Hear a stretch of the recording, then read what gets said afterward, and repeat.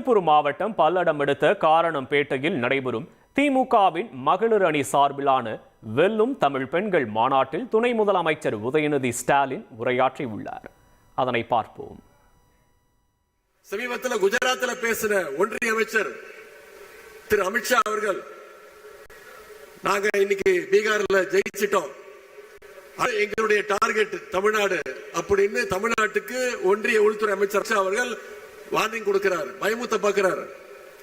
இங்க திரண்டிருக்கக்கூடிய லட்சக்கணக்கான மகளிர் முன்னாடி நாம உறுதியா சொல்ற சுயமரியாதை மிக்க மகளிர் படம் இருக்கின்ற வரைக்கும் சங்கிகளால தமிழ்நாட்டுக்குள்ள தொட்டு கூட பார்க்க முடியாது. தமிழ்நாடு என்பது தந்தை பெரியார் அவர்கள் உருவாக்கிய சமத்துவ பூங்கா. இங்கே அமைதியும் சகோதரத்துவமும் மத நல்லிணக்கமும் தான் என்னைக்கும் நினைச்சு நிற்கும். இந்த அமைதி பூங்காவுக்குள்ள அத்துமீறி நுழையணும்னா பாசிச சங்கில் நினைச்சாங்கன்னா அவங்களை எப்படி விரட்டி அடிக்கணும்னு அந்த ட்ரிக் நம்முடைய தலைவர் அவர்களுக்கு தெரியும். தமிழ்நாட்டுடைய அமைதியை சீர்குலைக்க ஒருபோதும் நாம் அனுமதிக்க மாட்டோம். பாசிச சக்திகளுக்கு சலாம் போட்டு தமிழ்நாட்டுடைய கதவுகளை திறந்துவிட நாம ஒன்னும் அண்ணா திமுக கிடையாது. அண்ணா உருவாக்கின திராவிட முன்னேற்ற கழகம், கலைஞர் வளர்த்தெடுத்த திராவிட முன்னேற்ற கழகம், தலைவர் அவர்களால் வழிநடத்தப்படுகின்ற திராவிட முன்னேற்ற கழகம். ஆகவே பாசிஸ்டுடைய பாட்சா என்னைக்கும் தமிழ்நாட்டில் பலிக்கவே பலிக்காது. உடன்பிறப்புகள் விடமாட்டாங்க.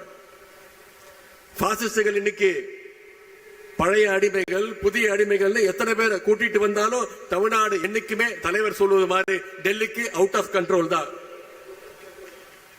இன்னைக்கு நம்முடைய தலைவர் அவர்கள் கழகத்துடைய துணை பொதுச் செயலாளர் அத்தை கனிமொழி கருணாநிதி அவங்க தலைமையில் ஒரு குழு அமைச்சிருக்கிறாங்க, தேர்தல் அறிக்கை தயாரிப்பு குழு.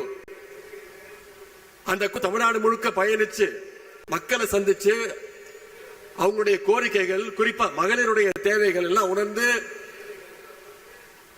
ஒரு தேர்தல் அறிக்கையை தயாரிக்க இருக்கிறாங்க. இன்னைக்கு திராவிட முன்னேற்ற கழகம் அந்த குழு அமைச்சோன்னு அண்ணா திராவிட முன்னேற்ற கழகம் போட்டிக்கு ஒரு குழு அறிவிச்சிருக்கிறாங்க, தேர்தல் அறிக்கை குழுன்னு. நான் அடிமைகளை பார்த்து கேட்கிறேன், எப்படியும் எங்களுடைய தேர்தல் அறிக்கையை காப்பி அடிச்சு நீங்க தேர்தல் அறிக்கையை விட போறீங்க.